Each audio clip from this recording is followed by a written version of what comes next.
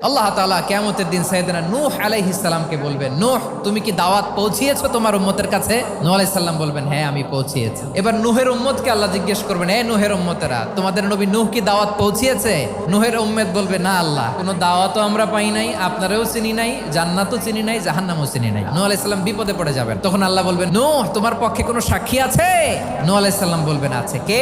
উম্মতে মুহাম্মাদি। তখন আমরা বলবো, আল্লাহ, আল্লাহর নবী নূহ আলাইহিস সালাম তিনি আপনি যা যা বলেছেন ঠিক তা তার উম্মতের কাছে পৌঁছে দিয়েছে। এবার নূহের উম্মতের সাথে আমাদের ঝগড়া লাগবে। তারা বলবে, তোমরা আসছো আমাদের হাজার হাজার বছর পরে, তোমরা কি করে জানলা? তোমাদের সাক্ষী ধর্তব্য হবে না? আমরা তখন বলবো, আমাদের কোরআনে তোমাদের নবীর নামে আল্লাহ তাআলা একটা সূরা নাজিল করেছেন, সূরাতে নূহ। দিন রাত এক করে তোমাদের কাছে তিনি দাওয়াত পৌঁছেছেন, সব আমরা জানি। আমরা যখন বলবো এই কথা, নূহের উম্মত চুপসে যাবে। তখন আমরা সত্য বলেছি কিনা এটা আল্লাহ তাআলা জানতে চাইবে বিশ্বনবীর কাছে। তখন বিশ্বনবী আমাদের পক্ষে সাক্ষী দিবেন। আওয়াজ করে বলেন আল্লাহু আকবার।